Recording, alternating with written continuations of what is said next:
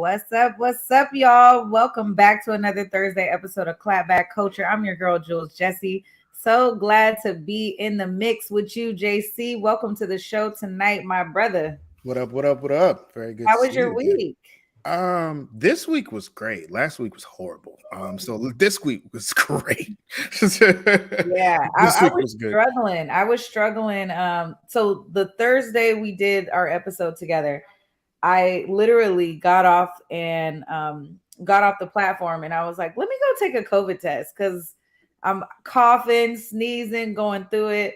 Found out I had COVID and like was isolated the That's whole your week. fault because you spoke that into existence. You remember that? You was like, you can't get No, COVID through I the caught COVID, y'all. It was the worst too because being pregnant, I can't take anything. Mhm. So I was just drinking like turmeric teas and ginger teas and All the just holistic stuff. man, But it ain't none of the good it's not stuff. giving None of that the good Mucinex. stuff. It's not giving that Mucinex, that good I Tylenol kick know. Ooh. to kind of be able to sleep it off and fight through it. But nevertheless, man, we're back and I'm feeling good. I had a great week. I don't know if you follow me on Instagram or any of my Oh, social media. I seen them. You ain't see my comments? Those fire maternity pictures that you sent? Man, drop the maternity Sheesh. pics on them. Ooh. I had to do that. So if you guys have not taken the opportunity to do so, Do please we pull have up. overlays? Can we show? Well, you ain't Oh, got no I overlays? didn't make the overlay. Oh, she didn't Nah, want to flex on y'all like that. Okay. nah. I need the engagement. Y'all go to my go to Instagram at Treasure at Jules. You know what it is. Not I need Pull the up in the engagement. comments. Give me a couple likes on that thing. Shameless plug. But I love it. look, we have a good show tonight. So much was going on last week, spilling over into the news cycle this week, you guys. I cannot wait to dive deep in some of these comments. So first things first, Elon Musk, you guys, basically, don't ask for what you don't want or be careful what you wish for, as they would say. Elon Musk tweeted on Tuesday night that he will step down as CEO of Twitter once he finds a replacement. He said in a tweet that he will resign as soon as he finds someone foolish enough to take the job. This comes after he put out a poll that said that he would abide by it and asked Twitter users to make the decision on whether or not that he should remain CEO. So more than 17.5 million votes came in. 57.5% were in favor of Musk's resignation. So they said, yeah, we're good off you, bro. So he said that he was going to abide by the results, and here he is, abiding by those results. This is also coming after much criticism since he's, purchased the platform for $44 billion. And he's been banning people off the platform. He's really trying to figure out this this fiscal impact structure, how to make money for the platform, pulling away from advertisers and things of that nature, because a lot of advertisers have pulled off the platform, like Audi. I think General Mills pulled away. So I'm not surprised that he's stepping away. JC, what are your thoughts on this? About time. I'm stepping away. He should have never stepped in. He never should have it's and what's funny is it's hurting the cash cow, which is Tesla, right? So like Tesla's stock price has dipped 63% since he took on this, like undertaking, right? So like the investors ain't happy. Nobody, the users of Twitter ain't happy because you're doing weird things like, oh, you can't promote your Instagram link on Twitter. I'm sorry, what? Like, what's the what here? And like, I'm surprised he didn't come for the OnlyFans people. Like, I'm surprised he didn't come for all of the people like the sex workers and all of the people that got freak Twitters. Like, you understand what I'm saying? Like, I'm very surprised that he didn't do that. But needless to say, I'm very happy that he's stepping down. I don't even use Twitter like that. But when I think about the importance of Twitter in places where free speech is an issue, right? And I think about places, like the Arab Spring or like Sudan or like all of these places that actually need Twitter as an outlet to be able to organize and stand up to power and the powers that be. This guy is like a super conservative Trump support in like greedy capitalist, man. Like, we don't need him on the platform. I don't even know why he bought it to begin with. Like, I'm not even, I'm happy he's not gonna be there no more. Like, I think I agree with John Jupiter in the comments of saying he ain't stepping down, right? you know, I Keeps see making that he big capping. this to me, I think he will back up because he needs to go back to Tesla and secure the bag in those situations. Twitter is such a great platform, and it very very very I think a huge move for him to be able to purchase one of the biggest communication channels in the world. Right. And I use Twitter on a weekly basis, not necessarily to post my own tweets, but to find out information that comes out quickly. My first source is like let me go to Twitter because that's gonna like everything is on Twitter first. It always hits Twitter first. And then more of the engagement on our other social media platforms like IG and TikTok and things of those nature. But Twitter is very a very popular news source, to your point, especially for credible sources and how we kind of reach people and connect to people across the world. So we'll see how Mr. Musk fares in this. I mean, stepping down, maybe stepping back, probably.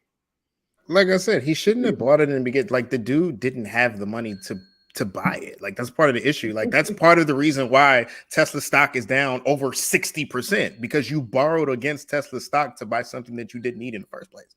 Like, you know what I'm saying? Like, this is not a smart business move. Elon Musk is supposed to be like this super intelligent businessman. What was the point of this? This is the dumbest thing he could ever did. Don't get that bag back though. Don't trip. Bag back. This is such a crazy story I'm about to bring up. I don't know if you've heard about this, but there is a woman out of Indianapolis who stole a mother's vehicle. She was out doing DoorDash, you guys. She pulled up in front of the restaurant, this pizza parlor, ran in to go grab the DoorDash order, and comes back only to find her car had been stolen. Well, the issue with that is that she had 5-month-old twins, her twin boys in the back seat. Yeah, throw that overlay back up.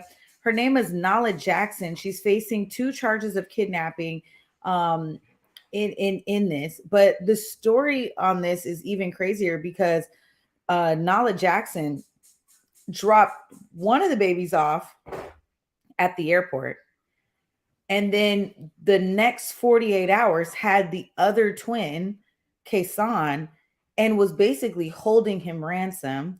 The mother was receiving text messages and, if you don't give me $5,000, I'm going to shoot your son, this and that. A lot of people were phoning in on the tip hotline to give, different tips and things of that nature, to say, we saw this, we saw your kid with this lady, she was changing him on top of the car, this, that, and the third. I mean, there was just so many people chiming in on this. And the mom was super active on social media. So when I found out about it, I went totally down that rabbit hole. Nala Jackson is 24. She was arrested today, you guys, earlier today. But the child was not in her care. And she actually was across state lines in Columbus. Well, that now makes it a federal case. 1, because she has crossed state lines. And 2, everyone was like, where is the baby? So it's only been in the last hour that I saw a breaking news update that they did find the other twin boy and that he was found alive. And we don't have any further updates on that. But it's crazy that all of this has transpired. But really grateful that these twins are okay. I think it's just interesting. Like, so I was just talking to somebody else about something that happened. One of their friends, somebody that I know, experienced like a whole kidnapping, robbery thing at gunpoint situation. We don't need to go into that. But I think the thing is, like, and I was like, yo, I might have to start carrying, my thing with me, because I forget, like, it's cold. It's Christmas. It's holiday season. Like, people are trying to, this is Robin season, technically speaking, right? And I'm reminded that, like, most people commit crimes not because they're criminals, but because they lack access to resources, right? Like, they don't have. And so when you don't have, you take. And it's just crazy, like, to hear, like you were saying, I didn't know that piece about the ransom and all of that stuff. Like, but it's like, I don't really think she wasn't gonna hurt that baby. Like, if you was gonna hurt the baby, you wouldn't change the baby on top of the car. Like, you wouldn't care what the baby is doing, right? You know what I'm saying? Like, she just really just needs money, probably. Like, you know, and that's not forgiving or excusing anything that has happened, because like, how you gonna steal somebody's car with 2 kids in the back? Like, that's crazy.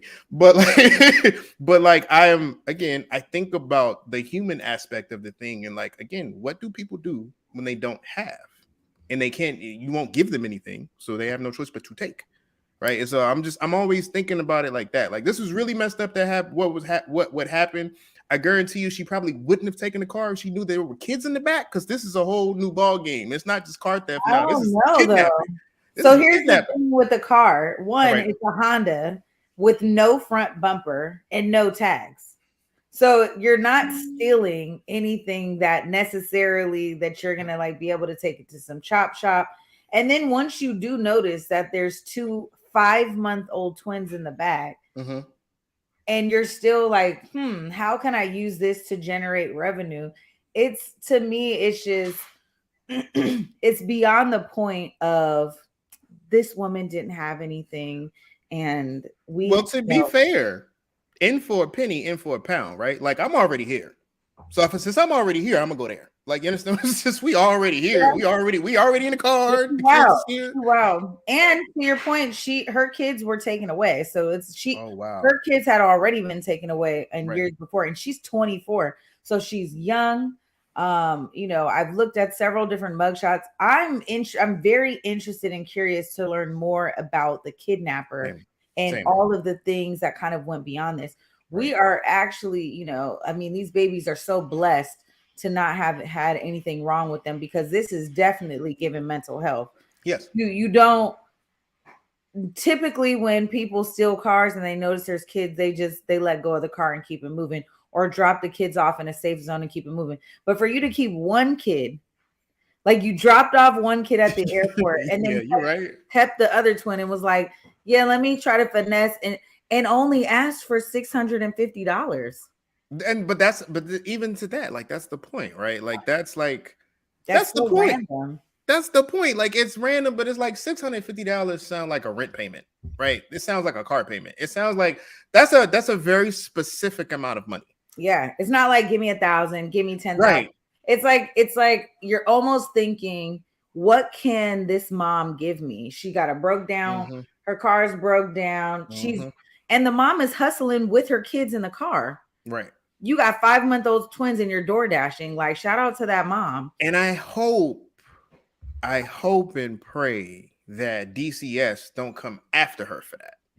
You know what I'm saying? Like, because that's always a thing too. Like, okay, we're gonna get the kids back, this and that. But now, like, oh wait, is the mom gonna go up for child endangerment charges? Because you know what? They better not. That mother had she suffered. She's been through a lot.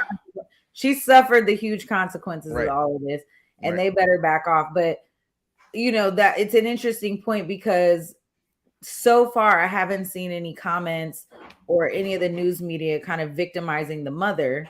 In this case, surprisingly. But you know, as we're having this conversation, and you know, it's like, okay, the twin boys are okay. You're thinking, but come on, mom. Like, I'm like, you ain't locked the car doors. You didn't, like, you know what I'm saying? Like, you got your babies in the car. You didn't think, I mean, leave the car running. I'm happy that she left the car running, because, you know, kids cold. But Ohio. You didn't lock the door. Right, but you didn't lock the door. Like, you didn't think that. No, because you probably had to leave the keys in the car. This is true. This is a 2010 Honda. They might not have a remote. Yeah. But, you know, shout out to that mom who she's just trying to hustle, man. She's trying to get back on her feet and just make it happen. But I mean, she put herself in a dangerous situation, and not to victimize her or to blame her, but she definitely jumped out there taking a risk doing that. Right. And so, like you're saying, it's holiday season. We got, you know, you got to watch your back, because people is out here trying to get you. All right. So there's another topic. Your boy, Bishop Lamar Whitehead, is back in the news, you guys. If you remember, we brought this story to you back in the summer when he was robbed at gunpoint on live stream during his church service. Um, Bishop Lamar Whitehead, you guys, he is now facing indictment charges. He was arrested and now released on federal charges of wire fraud and extortion. The charges carry up to a maximum of 20 years in prison. So here's what they're saying he did. And if I'm honest, JC, what gave him away was these tired ass suits. But listen, so you guys remember in July, he alleged that someone came into a church, or we saw that he was robbed at gunpoint. They did pick up two of the robbers that had stole allegedly $1 million worth of jewelry. And that's how he kind of came to fame. And everyone's like, well, who is this guy with all of these terrible ass suits? Like, you got Christian Dior suits, you walking around in all this Fendi, you driving a Bentley, you're doing MTV Cribs with your house. And he said that he was in real estate. Okay, well, in April of 2020 until around July 2021, honey, Whitehead allegedly convinced one of his parishioners to invest about $90,000 of her retirement savings, which was supposed to be used to purchase a home and then further invest that money into a real estate business for Bishop Whitehead. Well, the parishioner is saying that never happened and that he took the $90,000 and purchased his own luxury items. In a separate indictment, it's being alleged that Whitehead pushed an unnamed businessman to hand over large sums of money. And sometime around in the spring of 2020, he encouraged a businessman to give him $500,000 and stake in a certain real estate transaction. In return, the man would be able to receive favorable actions. So the New York City government is looking to see how Whitehead is kind of involved in all of this. When they came and did the search warrant, he's also being charged with lying to the FBI because they, when the FBI comes, they come and take your stuff and they take your phone and they go through all your electronics and this, that, and the third. And he said he didn't have a second phone, which he did. They later found that out. And in text messages, he was even texting people, "This is my other phone." So they're also going to charge him on that.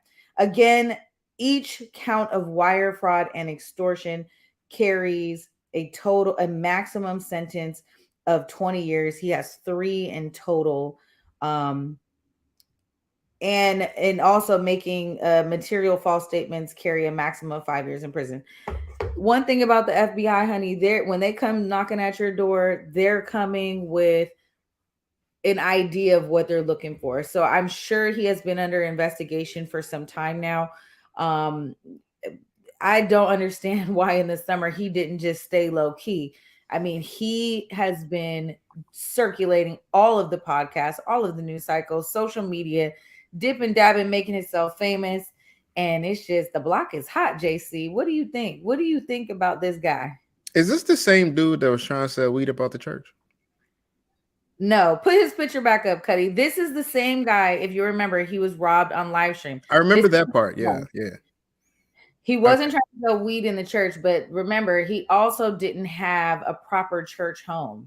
So he was like renting out a space.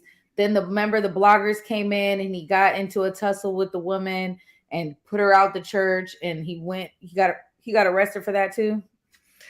Oh, okay.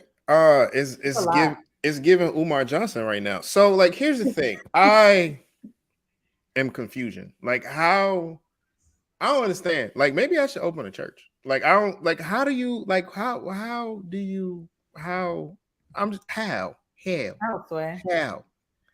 like, how you just get this man so much money, and then it's just like, of course he's guilty. Like, I don't even believe that robbery was real. For real, I believe that was a set house. Like, I just believe that was a setup. That was something to do for insurance, so he could buy more horrible suits and dress. And he's from New York. That's the crazy part. Like, he dressed like he's from Augusta. Like, he don't dress like he's from the city. Like, that's the crazy part about it. I'm just like, how? That's what I want to know. How? Like, how do I convince people to give me $500,000? Because I have an actual idea that will actually pay you out. I have a whole company. You understand what I'm saying? So, like, we can flip your money. Like, how is it so hard for me to get $500,000? And I don't understand, man. Maybe I'm doing something wrong with my life. Man, he's definitely a guy who's about that swindle, though. You know what I'm saying? Not that swindle. Really good with the swindle. Swiper, no swipey. John Jupiter says because people have been using God to swindle people since the beginning of time. Very true. Facts. And not only that, I mean, when you look the part, a lot of people are that's looking the part? Him. Apparently, and he keeps the right company. So he's also friends with the New York mayor.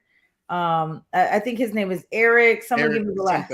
Eric something. Eric something. The black dude. Yeah. Good friends with the mayor. So he's in good company. He does a lot of different photo ops. So his PR is good. I mean, his suits are real tired. I agree with you. Like it's first of all, I've never seen a Christian Dior suit. I don't think it's real. It's not real. It's giving Canal Street, bro. Like I don't think it's big Canal Street. It's giving big swap meet too. I just so like when we talk about the mayor, right? Like what's her name? I can't think right now, but she has a can't think of her name. Angela Rye, right? She has a statement where she be like, "Yo, all your skin folk ain't your kinfolk." Big fact. And so, like, when I think about it, like, part of that second part of the story where he supposedly strong-armed another person into giving him the money and saying that it would incur favors with the local government because he was cool with the mayor. It makes me think, like, I've heard a lot of things about this mayor. None of them good, really. You know what I'm saying? And it's like, wow, you're the first black mayor in a long time in history in New York, if ever. I'm not really sure. Somebody can fact check on that. I'm like, you know, birds of a feather. So I am Eric Adams. Thank you. Yeah, I am curious to know the validity of that statement. Did you get favors from the mayor? Like, how tight are they? You know what I'm saying? I'm just like, listen, I mean, so far the mayor has not come out to back him. Again, you are innocent until proven guilty. So we will see. I mean, oftentimes the feds usually have a pretty tight case. Oh, absolutely. You've been under watch for quite some time. You've been under watch for a minute. 2020. Listen, 2020. A lot of people coming down for 2020, fam. Them PPPs. They let them PPPs teach you. Golly, I saw one news report. A family had taken out millions in PPP funds. And, you know, not to pivot from the story, but we might as well bring this up real quick before we go to commercial break, y'all. Why would you start a business and then say, yeah, let me just apply for millions instead of like, just keeping it chill, like 10,000, 20,000, 50,000, 100,000, boss. Like, that's it. My question to you is, why not? Because I mean, man, I guess that's capitalism, baby. Like white people do all the time. Look at all these Republican people, these Republican senators and congressmen and businessmen that got those PP loans forgiven, but these are the same people that want to, like, you know, strike down and do a whole thing for student loan forgiveness. Yeah, but at least at the bare minimum, they at least have business. This is very true. They can launder money legally, absolutely, and professionally. Like, it wasn't given like, oh, let me just create this business real quick because I can get this PPP jump. Like, for real, $1 million? Like, you gonna go after $1 million? Like, you're telling me to tell you, like, just chill, don't get that much. It was a half-hearted idea that led to being fully prosecuted, and that's the thing. Like, you make these snap decisions and be like, oh, okay. I mean, they probably didn't even think they was going to get it. Like, now hearing all of this PPP, I'm like, damn, why didn't I apply? Like, I could have. Oh, you didn't get no. Listen, we'll talk offline about the PPP. All right, y'all. Let's take a quick break. But when we come back, there are so many trials going on that I have to talk to you about. Tory Lanez and Meg Thee Stallion. You guys, we are watching that in deep all last week. We still got to talk about Gunna, and of course, we just saw the sentencing of the police officer in Texas that shot and killed Tatiana Jefferson. Thank you. We're gonna come back and we're gonna talk about it. Stay tuned. You're watching Clapback Culture.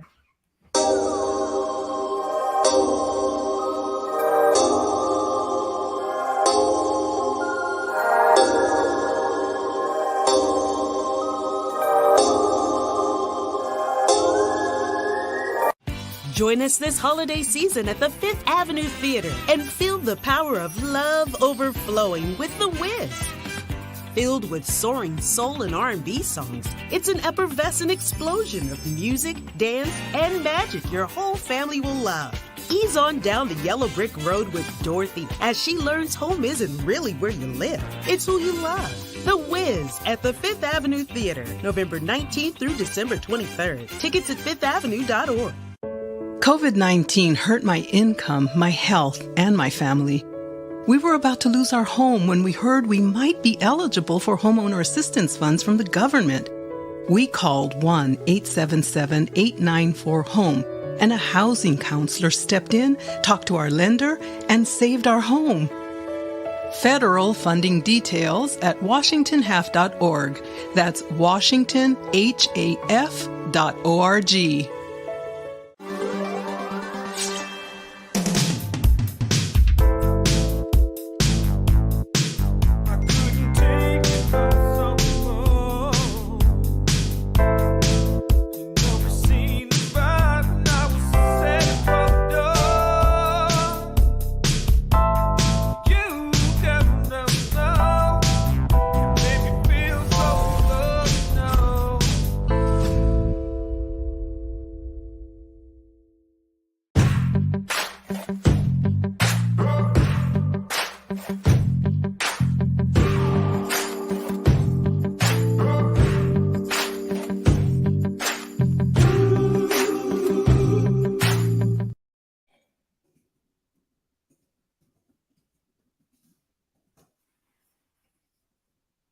We can't hear you. Hello there. Excuse me. Welcome back to Clapback Culture. Can you guys hear me? Listen, you guys, it has been an interesting week to listen to all this trial coverage as it relates to Tory Lanez and the shooting incident that occurred with Megan Thee Stallion some time ago. I think it was about 2 or 3 years ago at this time.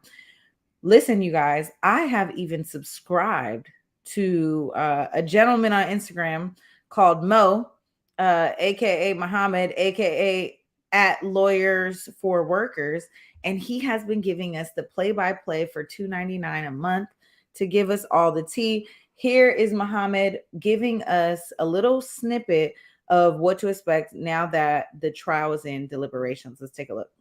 Case has been submitted to the jury.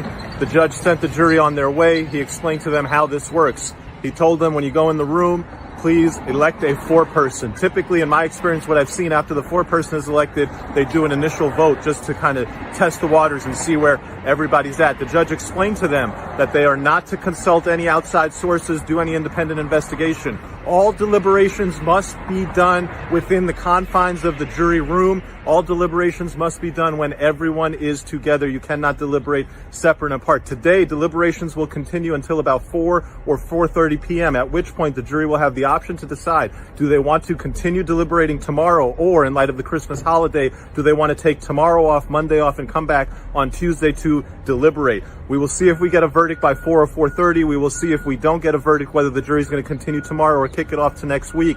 Stay tuned. You know I'm going to have the update for you as soon as it happens. A lot more exclusive content coming up on the subscription page.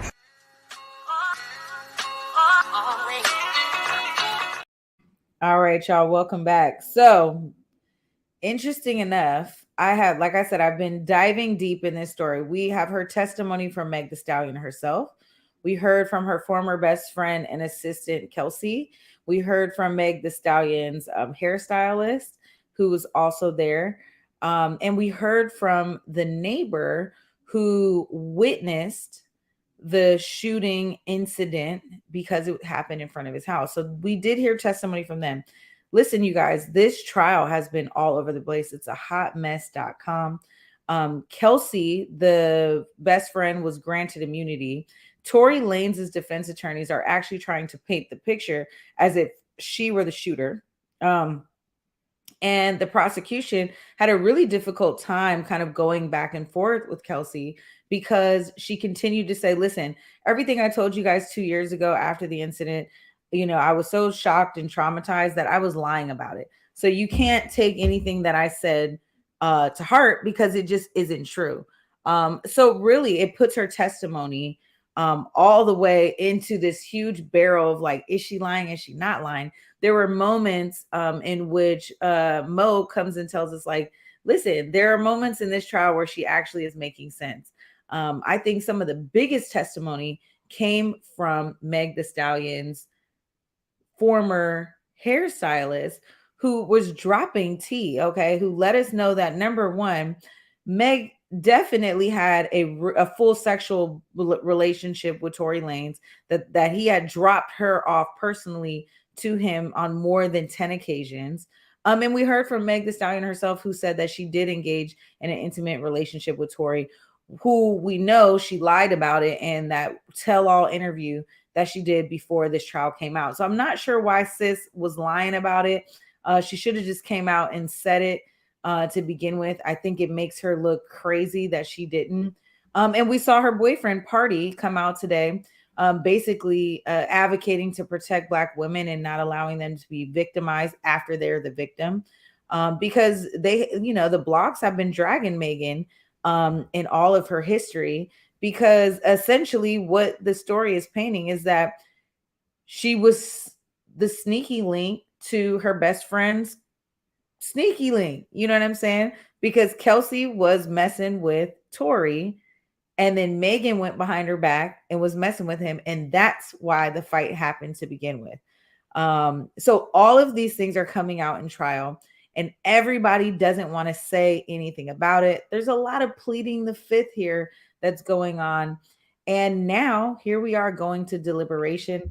But here's the thing, JC, this is a big case. If Tory is convicted, he faces up to 22 years in prison and deportation to Canada, because he's a convicted Canadian citizen. If he's charged, he'd be charged with felony assault with a firearm, concealing a loaded unregistered gun in a vehicle, and discharging a firearm with gross negligence. So would he do jail time? Probably not. But the deportation is huge because he would lose a lot of money if he can't do shows in the United States. So first of all, if I was Megan, I would lie about sleeping with Tory Lanez too. Like, I wouldn't want that in the public. I wouldn't. That's not why. Like, I wouldn't cop to that. I'd lie too. Like, the only reason she didn't lie in court because it's illegal. Like, I don't blame her, but like, I would tell her, what y'all in my business. But I think so first of all, I didn't know any of that. Like, I've read some of it. I've been trying to figure out who this nice sounding informative Middle Eastern man is that I see all over social media. I've been trying to figure out all of this. I didn't know his name was Mo. I didn't know, you know what I'm saying? I didn't know that apparently two people were sleeping with Tory Lanez at the same time. Go figure. Short. Let me not talk about short people. But yeah, I didn't know any of this. So this is all very much news to me. I have a question though. My question is, wasn't one of the Kardashians there too? How did she not get subpoenaed? So all of this happened at Kylie Jenner's pool party. How is she not there? Well, they did not call her as a witness, neither the defense or the prosecution, because technically she was not present at the shooting.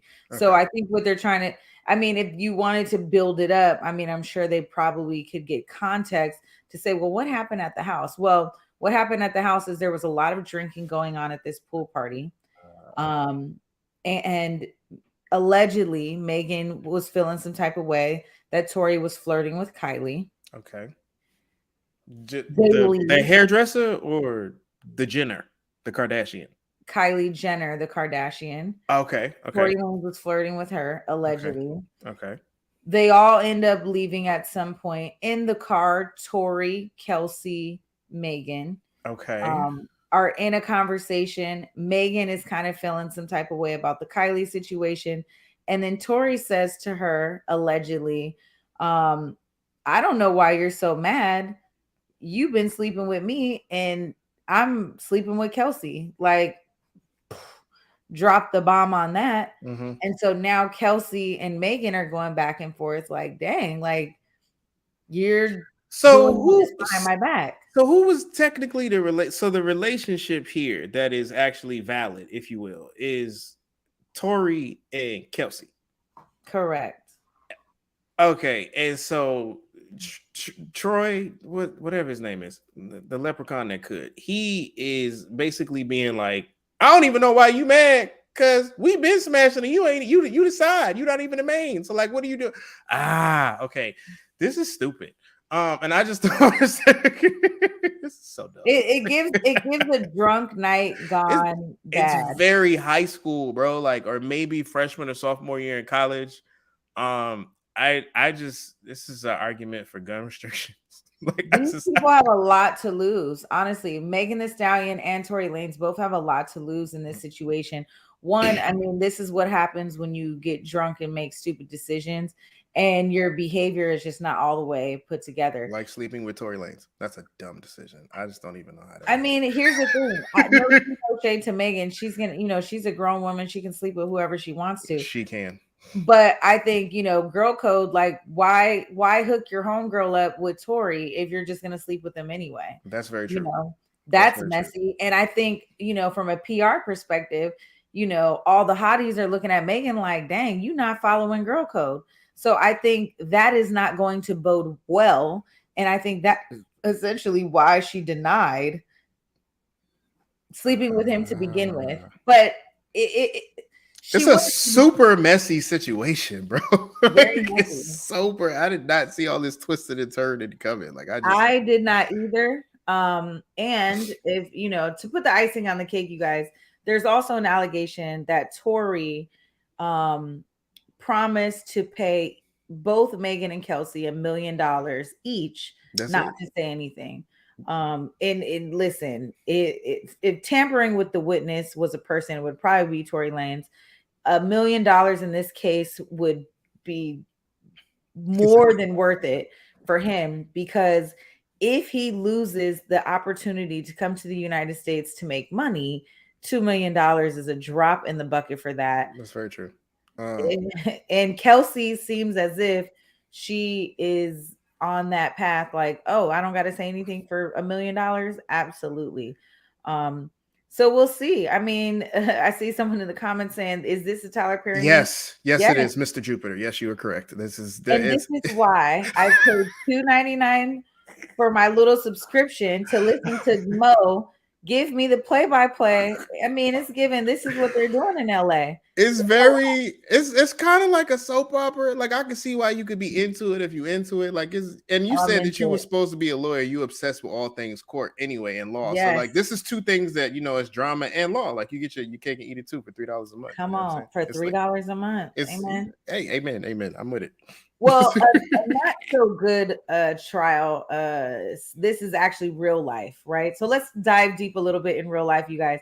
The former Texas cop who fatally shot Tatiana Jefferson inside her home was sentenced to 12 years. We have a clip of what happened in the courtroom. Let's take a look and come back.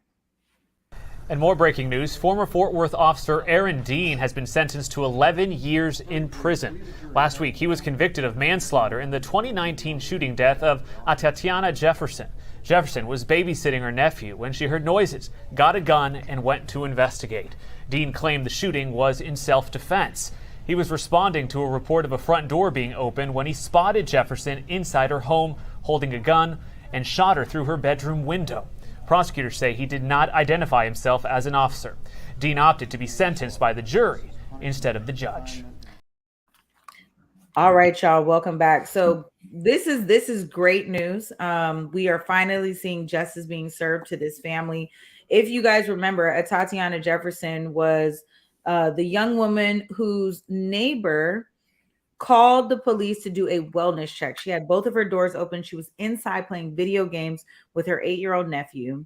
The police officer did not announce himself, went to around the back to the back door. She heard something in the backyard, went to grab her firearm, went to the window, peeked out, and was shot and killed by the police officer in her own home. He is now sentenced to 12 years in prison. However, he's only going to have to do 5 before he's eligible for probation. So this sentence, while it seems like essentially justice, the prosecutors in this case were asking for the maximum of 20 years. and he would have done more time for that. So this is it's a sad case. While justice was served, Miss Jefferson's life is still gone, but we're glad to see that the former police officer is being held responsible for this murder. I'm happy that he's gonna serve sometime. My heart really goes out to the nephew, man, because like as someone like I just recently, like as of last week, like this is part of the reason why when you were like I'm feeling down and text me, it was like no show. I was like cool. I was not in the headspace. Like I recently just lost one of my good friends, right? Shout out to Turner Cooper. It's a wonderful person, but I don't like talking about that. And so to have to be 10, 11, 12, and not only witness somebody that you care about being brutally murdered, right? But to have to go up on trial and sit in front of all of these strangers and these television cameras and recount exactly how you witnessed your auntie be murdered in cold blood by somebody. Like, I feel for that kid. Like, I wouldn't, like, there's no, and then for all of that to happen, and you receive the literal equivalent of a slap on the wrist for murdering a Black woman in her home, not following protocol, because you're supposed to announce yourself before you, hey, police, wellness check. You're supposed to announce all of that. Like this is protocol. Like, so you didn't follow protocol. You took somebody's life. You did it in front of, a child. And then all you get is the equivalent of a slap on the wrist. But this is America. This is what happens. I'm surprised that he got anything. I guess I'm happy about that, if that's what you want to say. But like, just it's essential. It's par for the course for sure. It's like, all right, in a sense, justice has been served. I mean, it went all the way through its judicial system. But to your point, it's like so many things just cannot be restored in this situation. And also, condolences for your loss. I did not know that, JC. So my thoughts and prayers are with you. This other case, I don't know if you've been following it, but Young Thug is back in court, you guys.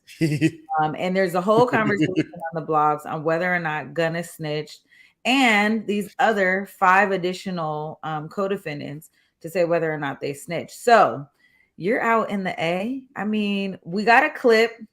I don't know if you watch it. Have you heard anything about this case? I recently saw a still of Young Thug being like, and I guess that was when he heard Gunna snitching. So like, that's just kind of funny to me. But yeah, please play the clip. Okay, so hold on. Let me tee it up real quick. So if you guys remember, back in the summer, there was an 88-page indictment on YSL, which is Young Slime Life.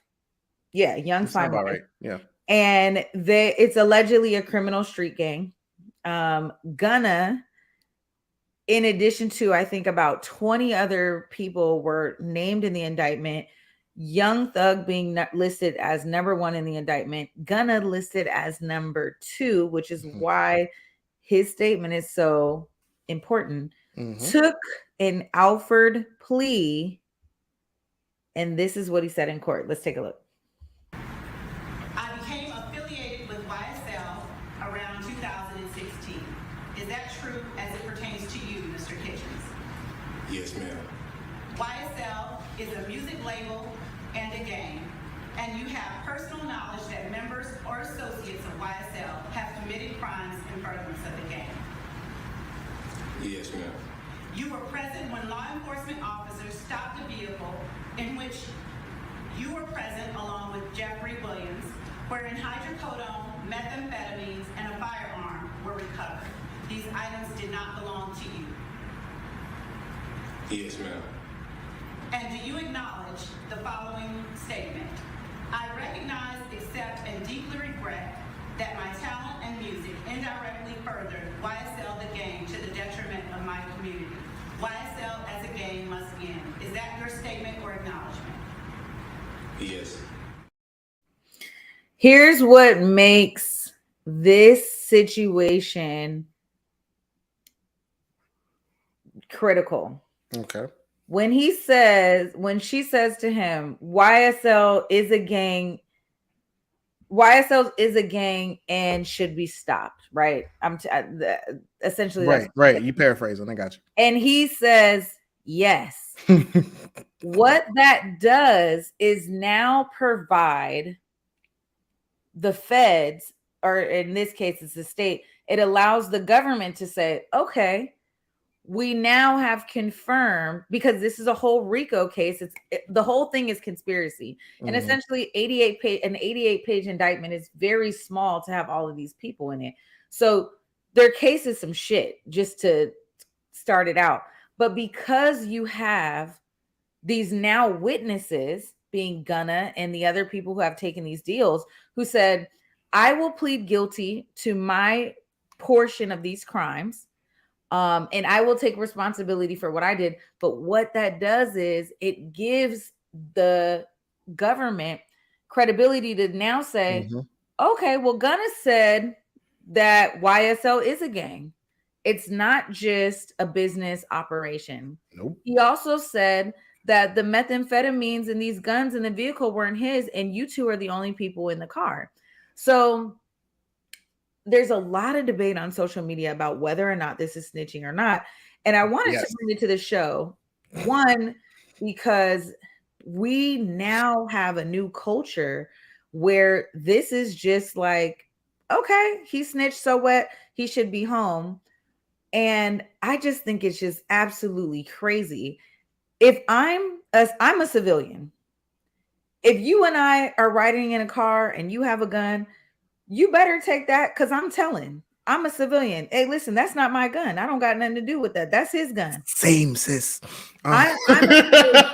However, if you and I are both frolicking around like we're ganged up, it's gang, it's on this, and we going out to shoot somebody, and we're in the process of commissioning a crime together, and we get pulled over with that same gun, and I decide to say, oh no, that's JC's, that ain't mine.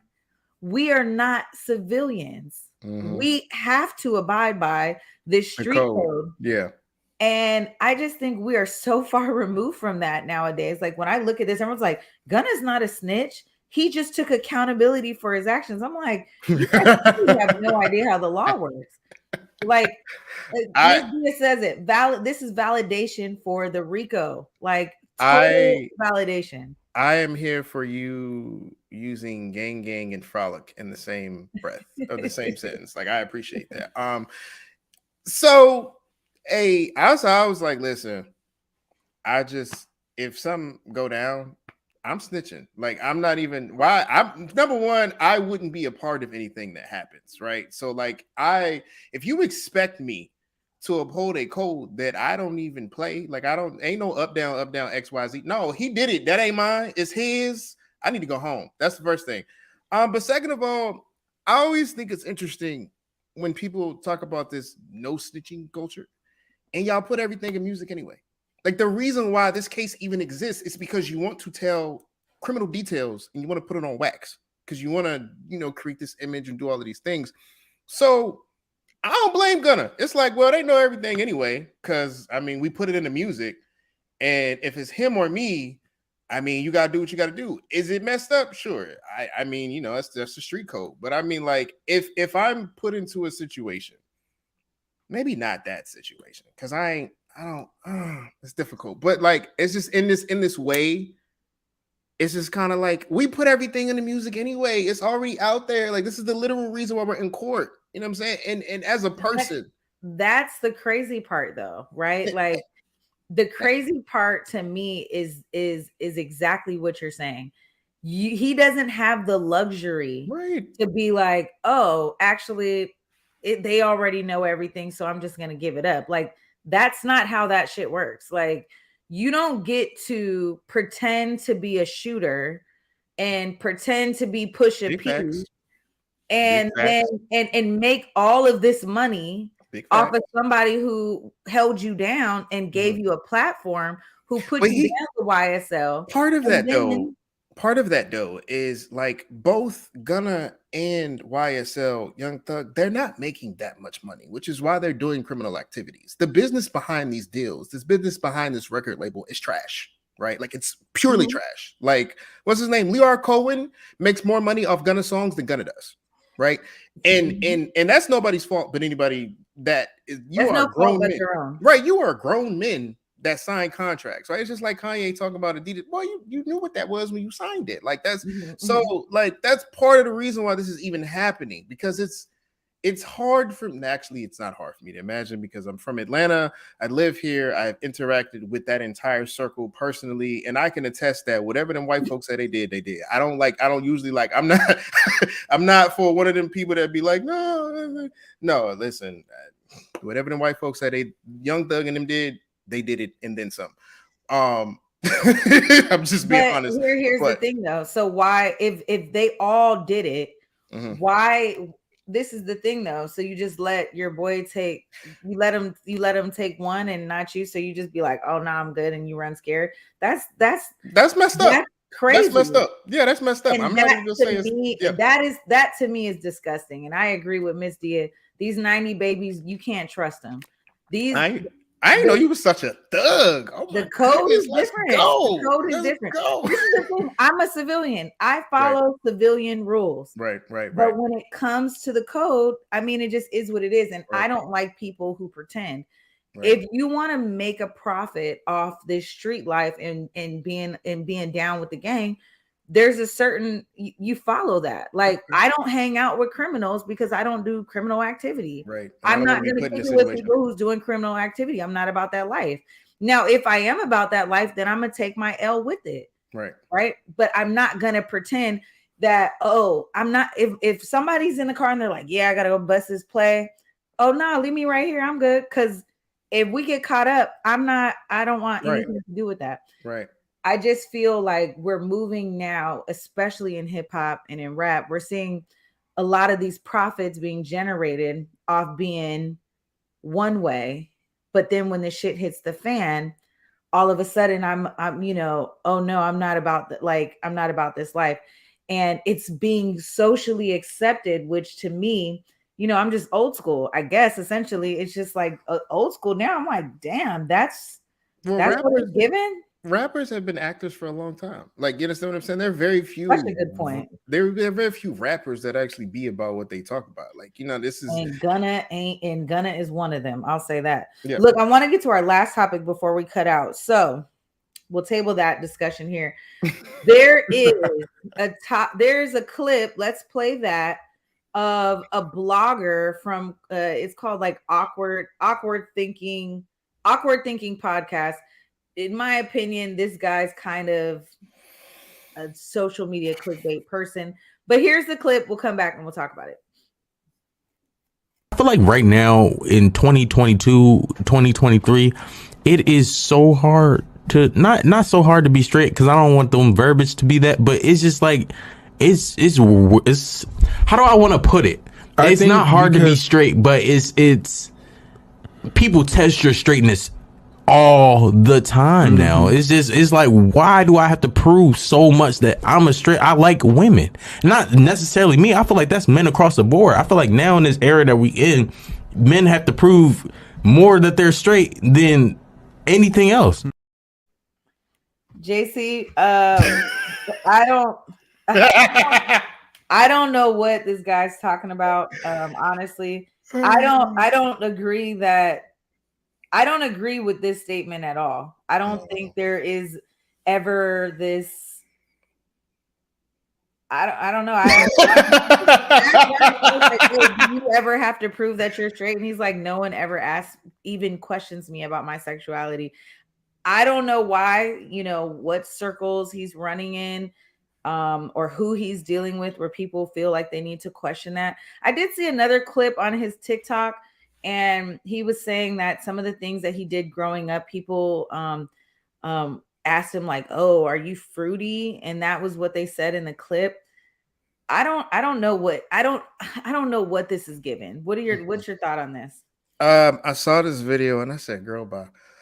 So here's the thing. There's three things. There's three topics that there's 3 points to this, right? So when I hear men like this especially black men like this, make points like this. It's just like whenever we talk about this heterosexual verification, right? I hear really what I'm hearing is that you're upset that you're having to prove your worth.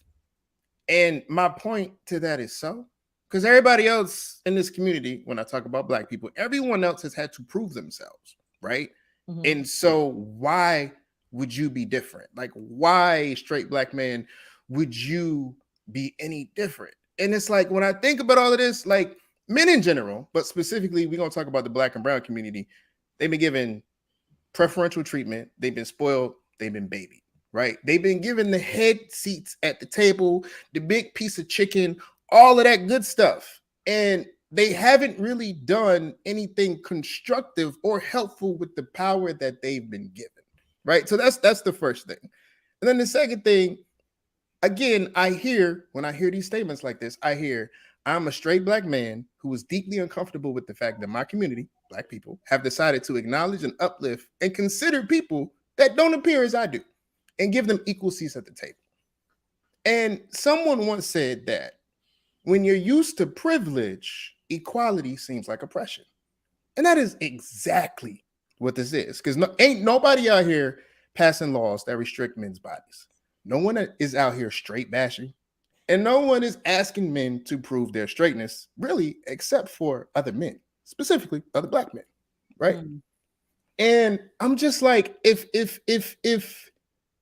by chance my statement is incorrect, then I think you got to take a look at this absurd standard of masculinity and manhood that was created by white men for black men during slavery and Jim Crow that for some reason straight black men want to keep up and uphold, right? It doesn't make any sense to me for you to base your whole existence and your worth on your penis, right? That is the literal definition of sexualization and fetishism or fetishization.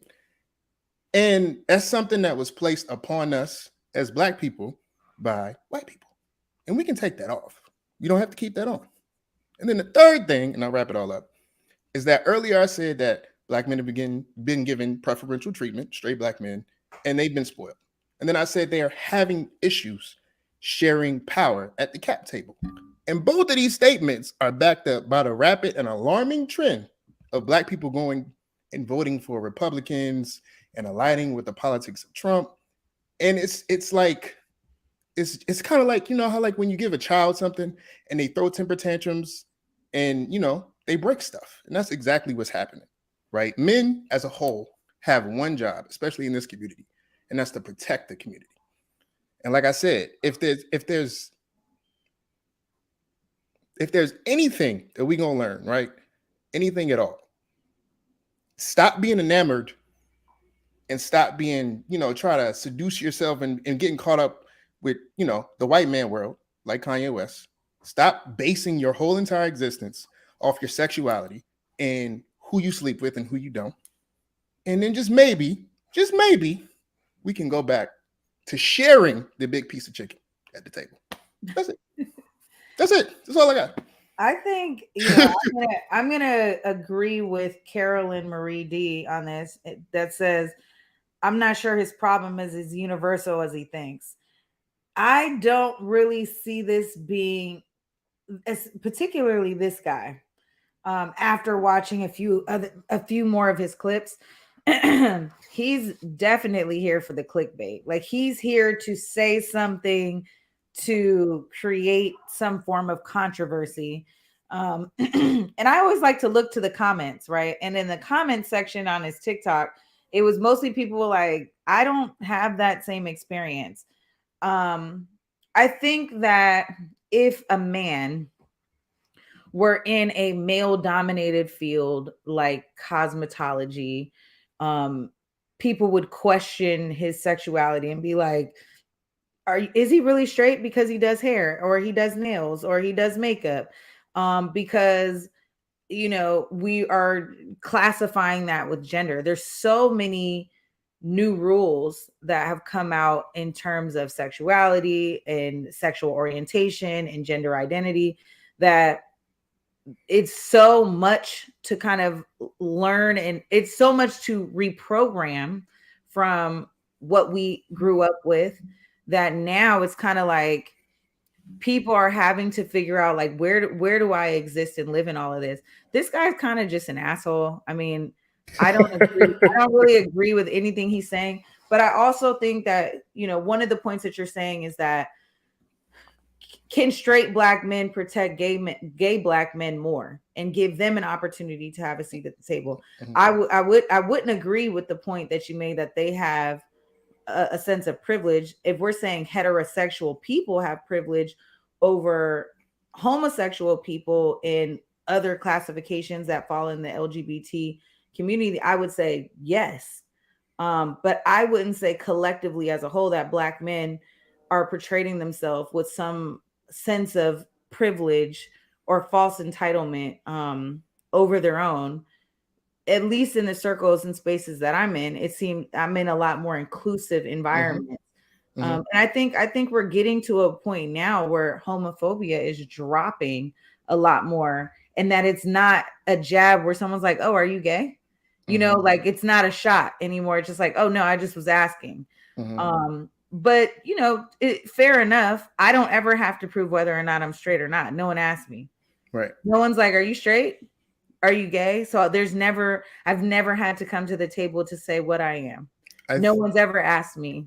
It's always okay. So like when I say that, I mean that in the pecking order in hierarchy, right? It's going to be like straight black men first, then straight black women second, and then everybody else. And so being at the top of the pecking order, just like when Charlemagne released that book, Black Privilege, and it was a whole backlash, like, no, he's right. Like there is a certain privilege that comes along with being like, you know, like a straight black man or a man in general, but definitely a straight black man in our community. Like I said, like, do you remember coming home and you can't touch the big piece of chicken because that's daddy's chicken, right? And, you know, it's just kind of one of those things where some cases, you know, that man earned that right. And he earns that right to be at the top of the food chain. But in a lot of cases, you're just at the top of the food chain because that's customarily what we have done due to like patriarchy and all of those words that, you know, are buzzwords, but that are actually true. And so you're not down with the patriarchy though? Nah, bro. Like it doesn't do anything. It doesn't do anybody any good because you have people like this talking about like heterosexual men are under attack. Like what? But like I do want to give my husband the big piece of the chicken. You know, and there's nothing wrong with that because your husband has probably earned the big piece of the chicken. There's nothing wrong with that if this is an equal partnership and men are towing the line. Like that's what I said. If men are doing the job that they're supposed to do, a man's job in a household, and this is coming, okay, first, I'm queer, so like this is not, you know, I'm not straight bashing or whatever else, but a man's job, historically speaking, when you have a wife and you have kids, you protect your wife, you protect that household because your wife is going to protect your kids. That's the way it goes. The men are even in a queer household, right? Even in a queer household, whoever is the leader in the household, who's maintaining the leadership role, should get the big piece of the chicken. I would agree. If that man is performing that job or if that person is performing that job, I would agree. But right. It's so often that we have this thing where it's like, I get the big piece of chicken because I'm such and such. You ain't paid a bill. You ain't did nothing. You ain't helped nobody. Oh, no, we ain't. Listen. You know what I'm saying? Like, it's kind of like one of them things. And I'm just that's where it's not about sexuality. That's just somebody who... That's just someone who's undeserving of people putting them on a pedestal. The man, woman, individual who shows up for their family, shows up for their friends, who is a leader in their community, they should be given a sense of I wouldn't even call it privilege. They should be afforded that respect. Absolutely. From their community to say, oh no, we're gonna make sure grandma gets her plate first. Absolutely. And then we're gonna let these kids eat, and then we're gonna let these women eat, and then everybody else eats after that. I mean, that is kind of like the natural, at least I would say in the Black community, it's kind of the natural order and things. Right. But look, JC, we are over time. We're over time. So I'll give you the last thought. Go ahead. I was gonna say that unfortunately, like I was a person that thought like this only existed on the internet, like people like this. But unfortunately, I've had the displeasure of meeting entirely too many straight black men that parrot this exact ideology. And I'm like, oh, this is actually real. Like, you know what I'm saying? Like, this is actually something that's happening. Like, the black incel is like entirely disturbing, and it's a real thing. This ain't just on the internet. Like, it is people out here actually believing that crap. So I'm like, no, whenever I see it, I call it out. So like, that's the whole thing. So maybe this guy in the clip, are we saying that he was offended that he had to defend his straightness? I'm like, who is out here checking you, bro? Who's checking you, boo? I don't think like, I'm just like, why did this happen? Like, I don't, and that's why I say I agree with Carolyn and the fact that I think this is not a universal issue. I think he's making it an issue, and maybe he's feeling some type of insecurity around that. But listen, lots to unpack here. And so we're going to table that conversation because, y'all, we are over time, but we appreciate you guys tuning in to Clapback Culture. JC, when you're not here on the show, where can they find you? Check me out at the OVT, like the Oscar Victor Thomas Network, on Instagram and TikTok. Follow me there. All right, y'all. And I am Jules Jessie. You guys can find me on Instagram and Twitter at Treasure of JULES. You know what it is. Hopefully we will be back next week. God willing, I don't have the baby yet. But if I do, I will let y'all know in advance. Me and baby Cairo are chilling. Please make sure you guys pull up to social media. You guys can check out them photos, y'all. Her photos is popping. Popping. Those photos. Look, you guys have a Merry Christmas. We are in, I think, day 3 or 4 of Hanukkah. Happy Hanukkah to everyone who's observing that. And then when we come back, we're going to be celebrating Kwanzaa. That's what's up. So we got all the seasons. We got all the things. Happy holidays. All right, y'all. Happy holidays. And we'll see you next week. Peace.